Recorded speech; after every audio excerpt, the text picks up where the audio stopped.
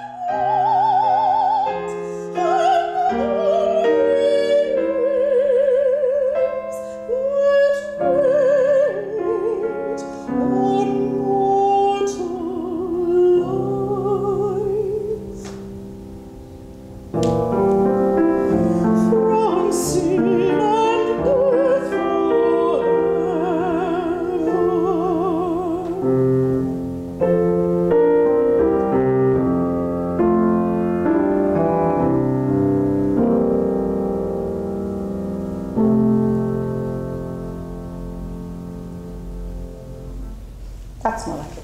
Congratulations.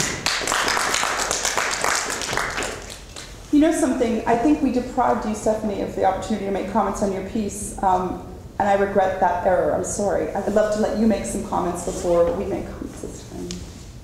Just on the piece in general?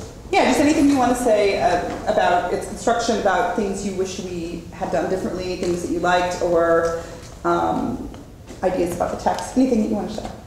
I mean, I think you rendered it very, very well. I mean, that's I think that's what I was, what I was thinking. So, that's great. It's always encouraging. Let me. I mean, there obviously are details here and there. I said, I might have wanted differently, but nothing major. We'll be specific about that. Okay. That's what this is all about here. First of all, that's a very, very good attitude to cultivate as a composer. Flexibility, flexibility. However, in this context, I'd love to hear specifically what you want.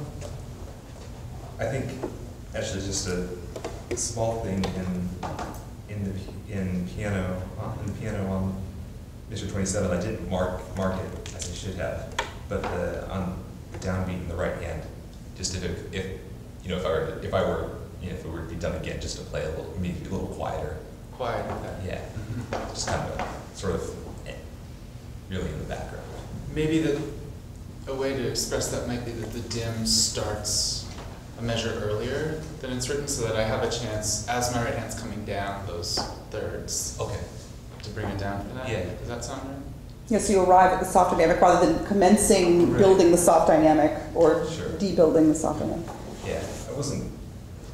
I figured it wouldn't be very clear, but I wasn't sure how to mark it. So okay, thanks.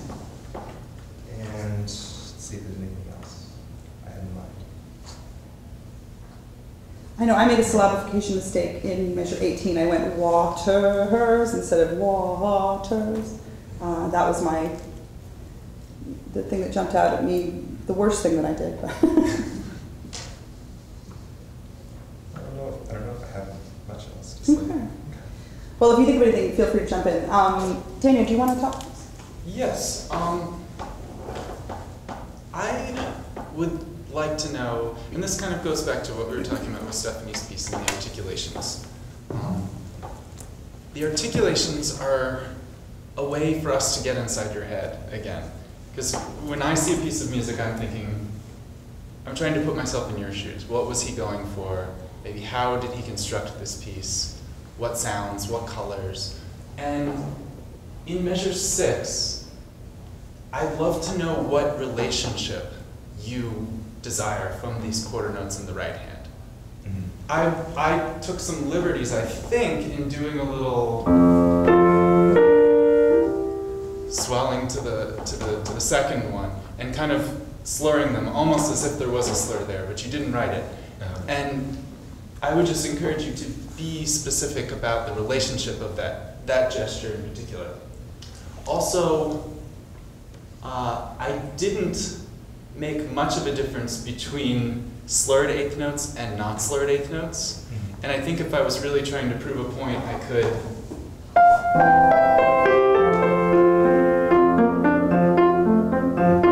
And I don't think that's what you want. But you might, so I guess I'm saying you may need slurs there as well if you want to continue the legato. And yeah, I think that was my main thing, was that it was just a little difficult sometimes to tell the relationship you wanted between notes. And that's all I would ask.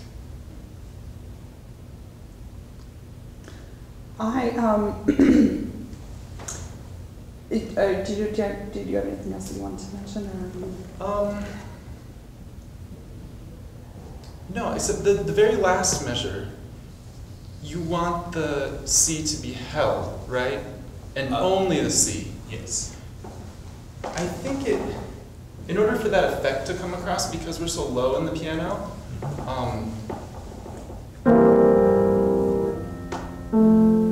you might need to re-articulate the bass with it. I'm not sure. It's just I wanted to make a little separation in the other notes so that I could show that the C was holding while the others weren't. You know, and it's just I'm just not totally clear as to what you wanted there. Again, based on the markings on the page. Okay.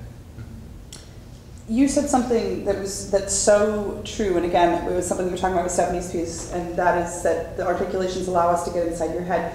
You have to remember that the way I never used to think about it until I married a jazz musician whose whole life is predicated on improvisation. And he used to go to these rehearsals with newly written things. I'm like, when are you going to rehearse? Aren't you nervous? And he was like, no, we improvise. This is what we do. We read down the charts in the performance and we just go for it. We watch each other, we listen. I thought, oh my God, that would kill me, because I'm so used to spending my whole life thinking about what the composer wants. We are trained as classical musicians to be interpreters of other people's musical ideas. The specificity is incredibly helpful for us to give us a starting point. Now, it's not to say that oh, sorry, you were going to say something? No. Oh, no, you look like you're about to say something.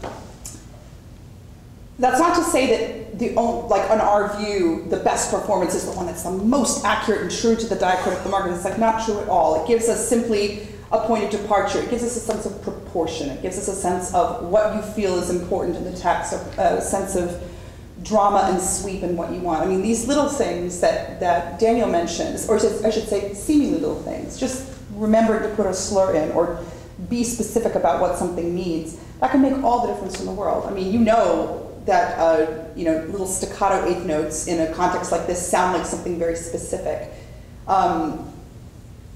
One reason that song literature of the 19th century is so wonderful for young composers to listen to is because it sort of gives you the rudiments of tone painting. You know, how do you sound like, a flowing river? How do you sound like the light falling raindrops? How do you sound like, ephemeral wafts of vapor vanishing into the air? How do you sound like an army coming over a hill? The answer is you do it with markings, and unless you're that specific, you're not giving us as much as we need. I had a couple of comments I wanted to make, the most important of which has to do with your choice of text. It's a wonderful, wonderful poem. It's very evocative. However, it's not really a strophic poem. Each stanza is grammatically dependent upon the one before it, which makes the very clean, harmonic closure at the end of each verse trip up our ear as we pick up in the middle of a sentence with the next verse. I would argue, and again, I know it's perfectly evil of me to stand up here and be like, I think you should start from scratch and do the whole thing over again. That's not at all what I would say, but I think in future efforts, it's a good idea to bear that kind of thing in mind. For my money, this poem, just because of the way it's structured, and it's so interesting, it makes such great visual images, it would lend itself very well to a through composed format, because it is odd to start in what is effectively the middle of a sentence. Now, to talk about sort of form and logic and beauty of harmony and everything, you really have done such a magnificent job. The vocal line is very easy and it's eminently singable. There's no question about that. Beautiful effect as you're going from measure 18 to 19. It's wonderfully, that's that sort of unexpected harmonic and dynamic thing in the middle of the line is so delicious. And then that beautiful little winding up and repetition of the text is so Schubertian, which is just wonderful. And that's the kind of gesture, the kind of compositional gesture that provides the kind of symmetry I was talking about earlier, albeit a sort of a smaller iteration. Did you want to? No. No. I don't know. I guess I must look like it, but no. You look really enthusiastic. At least you're not falling asleep. That's really. So I really applaud you for that. That's an excellent approach to have taken. It really gives it a very nice sense of balance and beauty. I also like very much the way you took the end of the third verse in a very different direction, because I think that's what the end of that poem wants. Now, getting back to the subject of dynamics and markings, each of these verses, as written, to me, demands something completely different of the singer each time. And because of that, I would suggest, instead of writing it out in verse format like that, if you're going to stick exactly with the song as it is, I would suggest writing each verse out, just write the entire song out from beginning to end without this sort of verse format, so you can be more specific about where you want breaths or moments of articulation from either the voice or the piano. And so you can be very specific about what feeling you want the text to carry. The first verse is or I should say the first part of the poem is a really sort of gorgeous, very light, weightless image. And so it's sort of odd to me to see it marked mezzo forte, because the piano part is so distinctly out of the way of the singer, and it's in no danger of covering the singer's voice. The singer can therefore get away with using a much, much softer timbre, one that is more in keeping with the feeling of the words. The second verse, I should say each of the three verses, I'm just going to call them verses for the sake of clarity here, since this is how they have been treated, but the second verse to me could warm up a little bit and be more legato. You could maybe ask for more legato playing from the piano, or maybe even mark it differently, even if you use the exact same pitches and rhythm. The third one, of course, we're talking about sort of a bigger, more universal thing. And we both sort of organically approached it with sort of a more maestoso feeling because we were anticipating what was coming up later on. So after having looked at it a couple of times, that's the direction in which we wanted to lean. And it seems to me what you had in mind as well, because of where we wind up on page 3. You know what I mean? So for that reason, to write the entire song out from beginning to end with those specific markings to bring out the flavor of each chunk of text, I think will only serve your song more. I want to talk a little bit about the bottom of page 1. This is measure 13. There was something that kept throwing me off about that, and that is that the cutoff of my pitch plows right into a very grindy harmony. So in other words, if I hold a nanosecond longer than written, we have a very ugly harmonic, or I should say, not ugly, that's very judgmental of me, anachronistic juxtaposition, which kind of takes us out of, anything that sort of jumps out at us, takes us away from the music and into the, what was that? Did she make a mistake? That's why it's worth going through all these details carefully, because the more fluid the experience can be, the more we can hear music and not think about things that hop out as being awkward or incomplete. My argument would be, I mean, harmonically what happens is totally organic and makes perfect sense, but the proportions are weird. Because remember too, in any space that's more resonant than like a telephone booth, you're gonna have some decay of pitch. So I may shut up, but for a good solid second and a half, we still hear whatever pitch I was singing resonating into whatever harmony is coming up next. So you have to kind of take that into account. I'm not sure the simple answer in this case is make my note a quarter note, because that'll be a little abrupt after this long sort of luxurious phrase.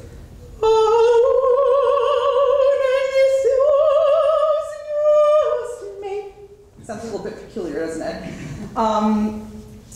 My thought was maybe having the singer do a half note, turning the half note chord in the piano part into a dotted half note, and turning the last, I should say beat 3 in the right hand into a quarter note, and then, I don't know, maybe turn the F into a grace note at the top of the next measure or something like that. It's just a suggestion, and one that, you know, has no basis in your ideas of what you want the piece to be, but it's that idea of letting something clear out before the next thing is introduced. It's all part of the harmonic language that you're sort of working in there.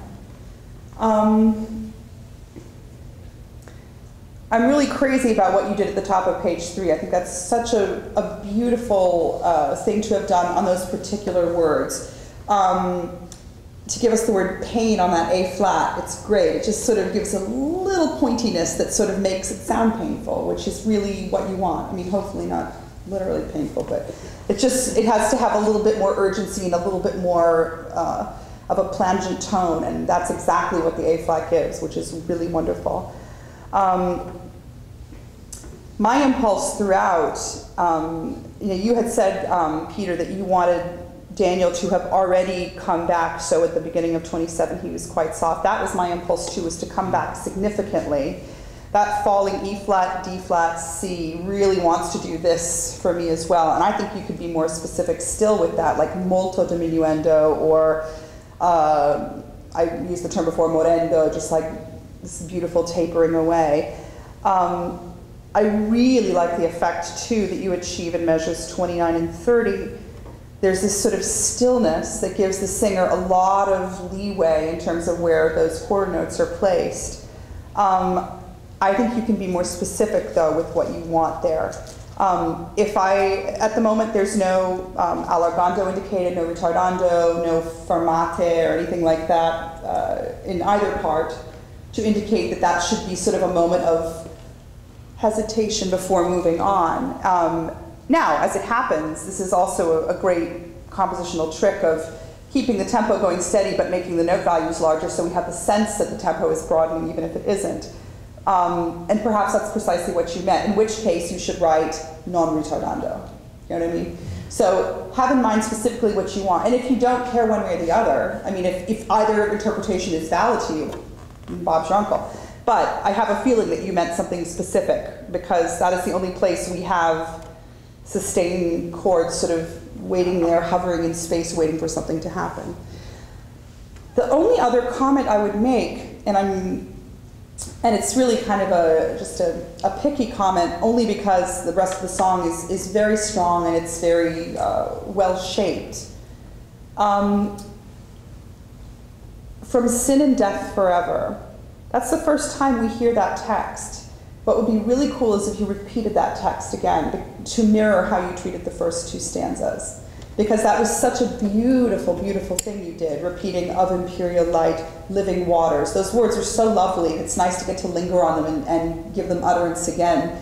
Because remember too, when your audience is hearing a song, you have to remember, let me rephrase that, you have to assume they've never heard it or the poem before. So you have to spoon feed it a little bit. Now, again, I cringe internally a little bit saying that because I'm talking strictly about this sort of tradition of songwriting. There are certainly all styles of composition out there which include, deliberately sort of throwing everything at you all in a bunch and sort of letting you make of it what you will.